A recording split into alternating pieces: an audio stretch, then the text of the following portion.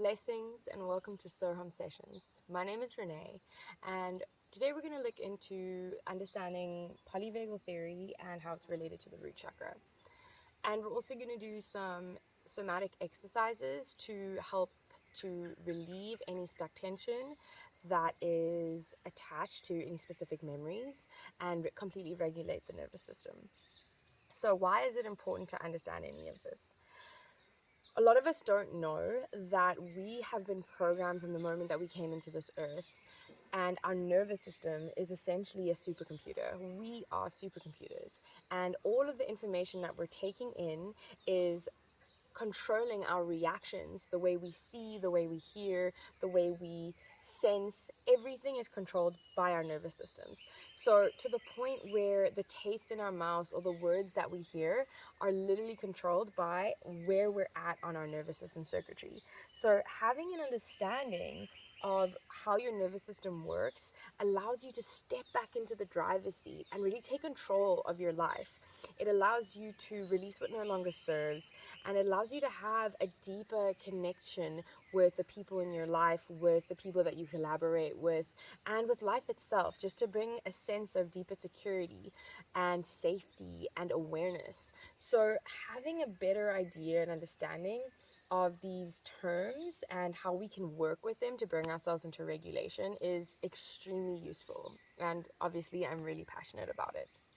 We're going to do a 7-part series, and we're going to look through each chakra, how the nervous system relates to each chakra, and how we can reprogram these areas in our body, activate these areas in our body, and just have a better understanding of self and how we can, just be more connected and have relationships based on connections, relationships outside of ourselves and relationships with self, because that is the most important relationship we can have. So starting with a little bit of understanding about polyvagal theory, essentially it states that we have 3 dominant circuitries, and we are moving between these circuitries throughout the day depending on what our outside reality is throwing at us, right? We essentially want to remain mostly in ventral. What ventral means is homeostasis. It's equilibrium, it's connection, it's communication. It's a space of level-headedness where we can be present and really show up, where we can feel open with communicating our needs and expressing our boundaries. This is a space, unfortunately, that a lot of us have to learn to come into, but it was initially programmed for us to really always be in this space. And we're going to talk a little bit about why we're not always in this space, or why we're not mostly in this space. We shouldn't always be in this space, but mostly in this space. So that's the first circuitry that we're going to look into. Second circuitry is the sympathetic nervous system circuitry. So what this means, essentially, this is do mode. Your adrenals light up, you're pumped with adrenaline. When we're looking at it on a healthy circuitry activity, it's when we're exercising, when we're making love, when we're at a concert and we're fully open, our eyes are completely dilated, we're hearing a lot of different sounds, our senses are fully operational, we're really feeling our heart pumping and our blood pumping. Not necessarily a negative thing, but if we feel threatened in any way, like if this the flip of the coin and we hit survival mode of our sympathetic circuitry, then we go into what a lot of people know as fight flight. What does that mean? That means that when we are confronted with these life-threatening situations, we may either feel like we have to fight or defend ourselves, or we may feel like we want to run away completely. And unfortunately, what's happened is we have been programmed to see so many things as life-threatening. We're going to get into that with the activation of the root chakra, that we may be living in these fight-flight circuitries more than we want to be. So it might be really hard for us to take any kind of constructive criticism. We may become very defensive. That's when we're entering like a fight circuitry, like I have to defend myself. We may feel like we want to run away due to any kind of conflict. And really, it's not like these things aren't life-threatening situations, but because of root chakra programming, or when we were programmed as children to relate to these different circumstances in our lives, we end up in the circuitry, and this could be a dominant circuitry for us. And third on the ladder, we have dorsal. So dorsal also has these two circuitries, or two sides of the coin. The one side of the coin, I'm sure a lot of us are familiar with, and that's parasympathetic circuitry, or rest and digest. Essentially, this is the circuitry we're in when we are in process. So shavasana, in a deep meditation, when we have just finished a yoga class and like we're fully relaxed, fully present, after we eat a big meal, hopefully just before we're going to go to bed, or in the evenings, when we've settled after a deep breath work experience that's more calming, or cooling breath work experience. So this is the positive side of the coin of dorsal. But when we are faced with adversary, or when we feel as though we are literally unable to survive, then we go into shutdown mode, or complete disassociation. Essentially, this is when the body doesn't know if it's going to survive. It's like, we're going to peace out. We don't know if we can survive this pain or this experience. So we're going to allow the consciousness to completely leave the body. And it can create this feeling like maybe we're floating over our bodies. It could create complete blackouts, memory loss. This is a reason that a lot of us don't have much memory of our childhoods if we've grown up in traumatic or abusive childhood situations. It could also be why we have foggy memories if we have had any kind of life or death experiences, and we can say like we experienced the experience, but we don't actually have actual memory, or we can't really recall exactly what happened from A to B, because generally we'll go into complete shutdown or disassociation. And also, unfortunately, because of what was happening during our root chakra activation as children, and whatever programming was happening at that time, this also sets the bar of where we are when we receive certain information. And if we felt as children we didn't have the space to express, or we felt a lot of the times that we weren't going to survive due to deep aggression or physical abuse or emotional abuse, then we hit the shutdown button and we peaced out. And then that's how we're relating to the world now. And we're going to go a little bit deeper into that before we move into our activities.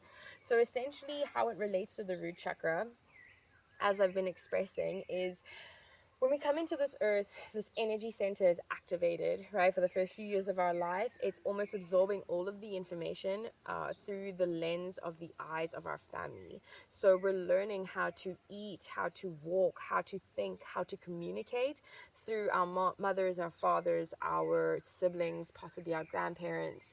And this is our main source of learning. This is our main source of understanding. Do we feel safe in our tribe? Do we feel held by our tribe? Do we feel that we're in a supportive environment? And also, what are the views and perspectives that our tribe has of the world? Do they feel strong and equipped, or is it more of a experience of fear, of lack, of scarcity? Is there aggression in the house? What is the stance on conflict? So we're going to look at conflict here. So if you grew up essentially in a house where there was high conflict and the conflict was resolved in deep aggression, what is the kind of circuitry you're going to have, right? If your parents are always fighting, there's a lot of shouting, maybe there's physical abuse, where are you going to be in your circuitry? You're not going to be in ventral, because this is like a space where you're calm, and you're probably not going to be in rest and digest, like parasympathetic. You're either going to be in sympathetic fight flight, where you feel like you constantly have to defend yourself, or you feel like you want to run away, or you're going to be in complete disassociation. Generally, you're going to be in complete disassociation, but this is a generalization. Prolonged exposure to this kind of experience programs your supercomputer, programs your nervous system, then to react in these circuitries when it is faced with any kind of experience that is similar to that experience. So at any point, if it recognizes, whoa, this feels a lot like mom and dad, or this feels a lot like brother and sister, or grandparents, or whatever that looked like, I'm going to go into this nervous system circuitry because that's how I know how to survive, which can be really complicated and create a lot of hard areas in life, because how do we communicate with our partners or our bosses or anyone in our lives when conflict arises? Because we can't avoid conflict. It's absolutely impossible.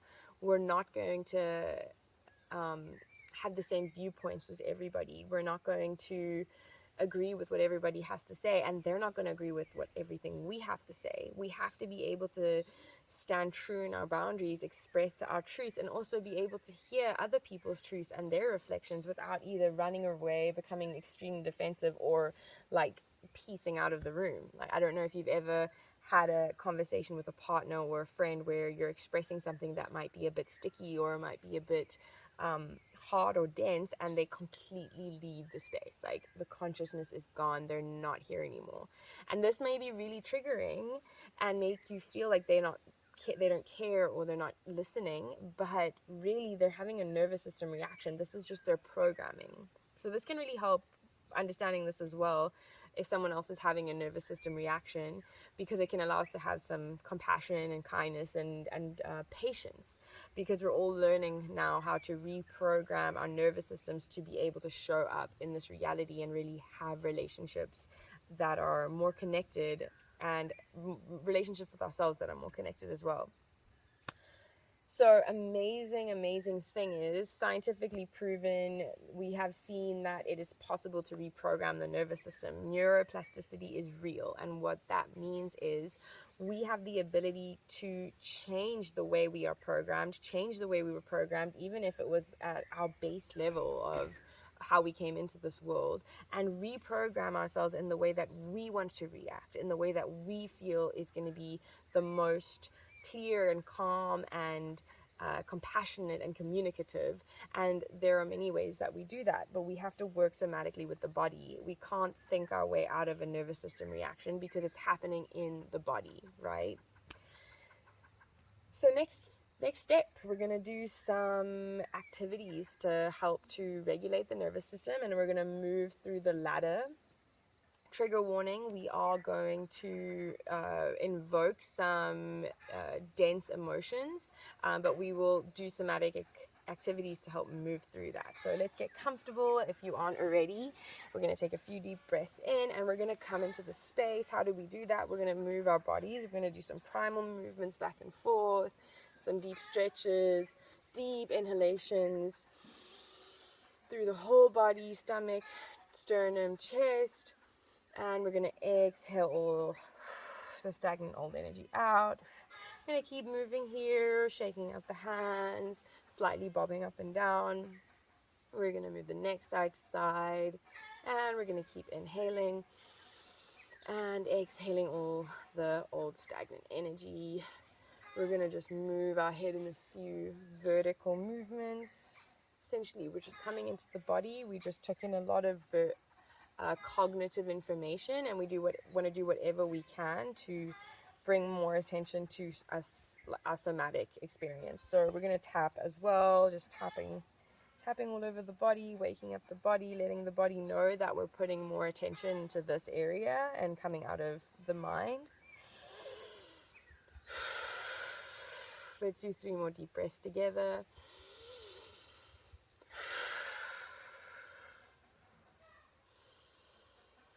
Tapping the face. Good. We should already feel more present and relaxed. Now we're going to bring our hands crisscross, bringing the index finger and the ring finger just below the collarbone. We're going to bilaterally start tapping. So right, left, right, left, right, left, right, left. Just get into the rhythm of that while you just start to come deeper into your bodies. You can close your eyes, and you're going to keep tapping.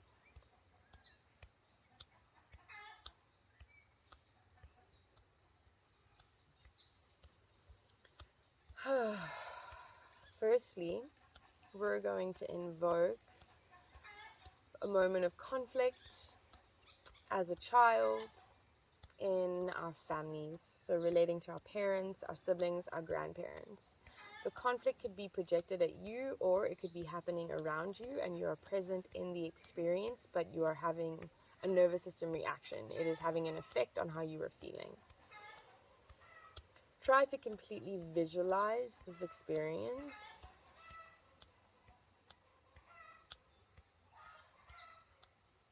This may bring up some emotion. It's totally safe.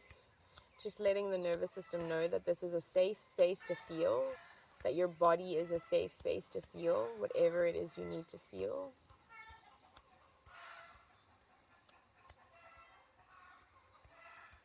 We're going to breathe into this, maybe using some anchors, is being able to visualize the room you're in. What clothes are you wearing? What clothes are your parents wearing or your siblings wearing, to really create the experience. And we're going to keep tapping here, really visualizing this experience and whatever emotion arises with it.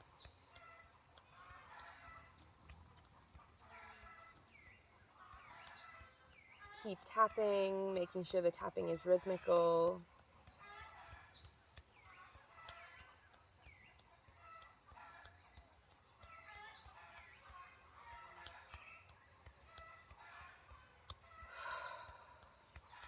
We're going to take a deep breath in here, and on our exhale, we're going to do a sigh of dread.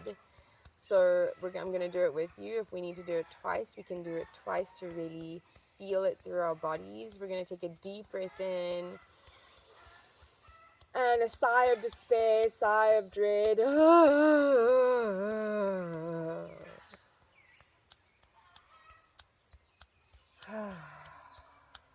Let's do another one. Take a deep breath in.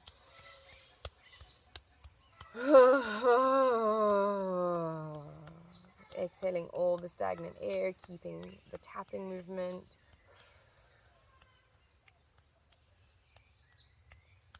And we're going to slowly bring that into a close, stopping to tap, shaking out the energy of the hands. Taking a moment just to integrate that experience.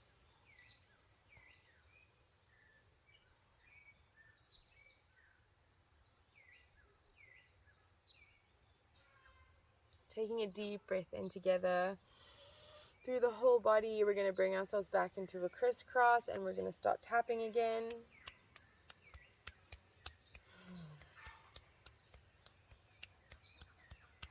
We're going to recall another memory of conflict in our parents. Maybe we're a little bit older this time, maybe we're a little bit younger. Again, using anchors. Where are you? What clothes are you wearing? Are there any smells or anything specific or significant that can really anchor you into this experience? Feel whatever emotions are rising with this. It's also okay if there's no feeling with this and you're just having a visual experience in your mind's eye. And try to really focus in.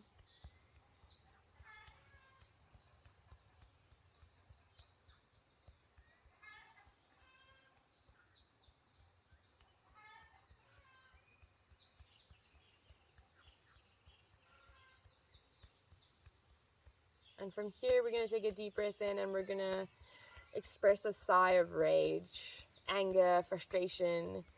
Maybe you're someone that has never allowed this kind of sound to come out of yourself, and this is a beautiful space for that to happen, or that you're safe. This is a safe space, and removing energy with the sound. Maybe you're someone that has this practice often. So let's take a deep breath in together, cultivate that anger, that rage, that frustration in a healthy way. And we're going to move it with the sigh.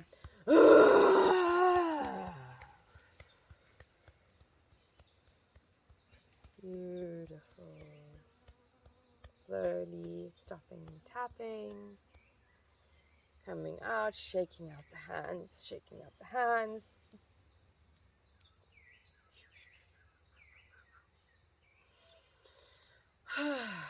Feeling any parasympathetic activity happening. Maybe you feel a little bit tired. There's some yawns, possibly all normal.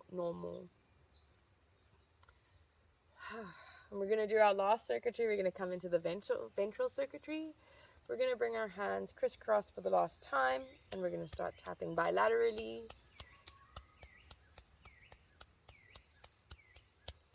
Coming back into a conflicting state. It could be either of the previous conflicts that you imagine, preferably a new one.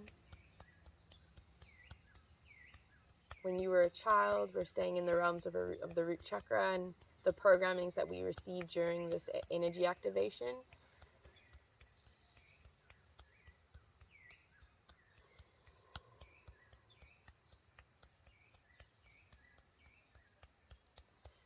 And from here, we're going to do a sigh of relief. We're actually going to start to envision that the conflict is beginning to resolve itself, that there is peace, maybe an understood word or sentence. We can completely use our imaginations if this wasn't the case at all, but we can create whatever reality we like. So we're going to just imagine that whatever the conflict is now, there's been some resolution, that there's been some understanding.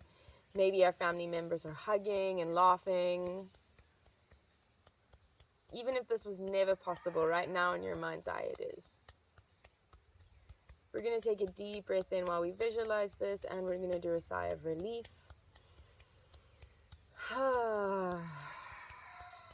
Let's do another one of those. Wonderful. Now we're going to take our right hand, index and middle finger, we're going to place it on our solar plexus, and we're going to press in. We're going to take our left hand, middle finger and ring finger, and we're going to press just at the base of our skull, that soft kind of rounded area at the base of the skull. We're going to press into that. We're going to put slight pressure into both of these spaces. This practice is called TVM, or the triple vagal method. And we're going to manipulate the vagus nerve to bring it into a more parasympathetic state and release oxytocin. So we're going to take a deep breath in, and we're going to completely relax into this state, and we're going to hold this for about 3 minutes. And allow yourself to visualize this resolution in conflict, or just allow light to come into the space and feel what it feels like to be in a more parasympathetic circuitry.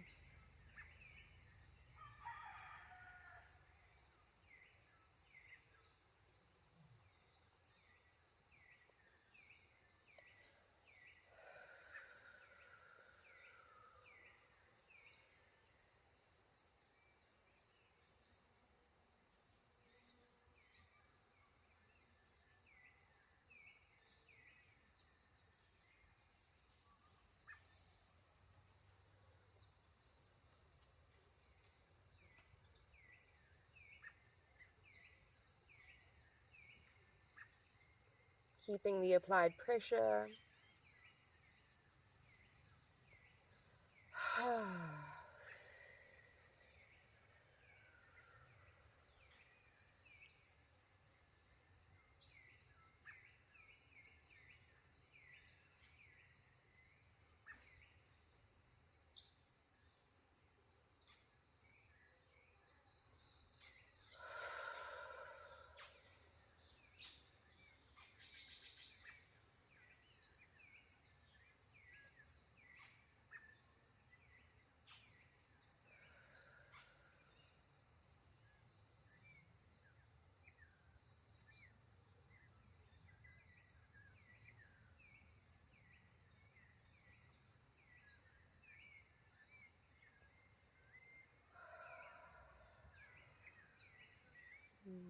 Slowly releasing the pressure, we're going to shake out the energy in our hands and bring our hands onto our knees and just take a moment to integrate.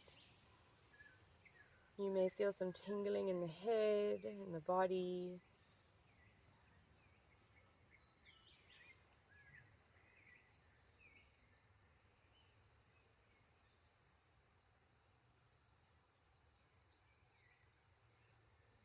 And we're going to hum 3 times, activating the vagus nerve through the humming, bringing ourselves into deeper parasympathetic rest and digest.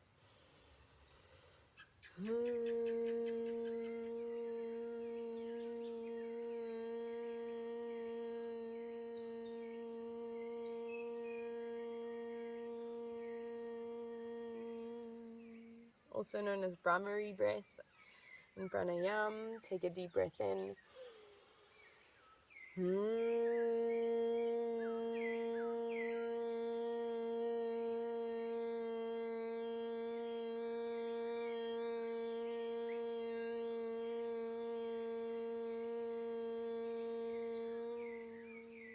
Last one, bringing our hands into prayer, deep breath in, full yogic breath, stomach, sternum, chest.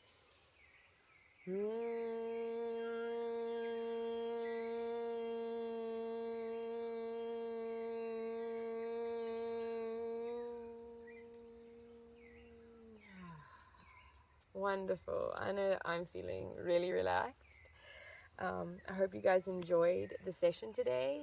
There's going to be 6 more. We're going to talk more about how each chakra is related to the polyvagal theory in the nervous system, how we can reprogram. There's going to be different activities on how we can regulate the nervous system. If you enjoyed what we did today and you want to reach out and work with us on a more deeper level, check the captions for contact information, and I hope you have an incredible morning, afternoon, or night wherever you are. Bless.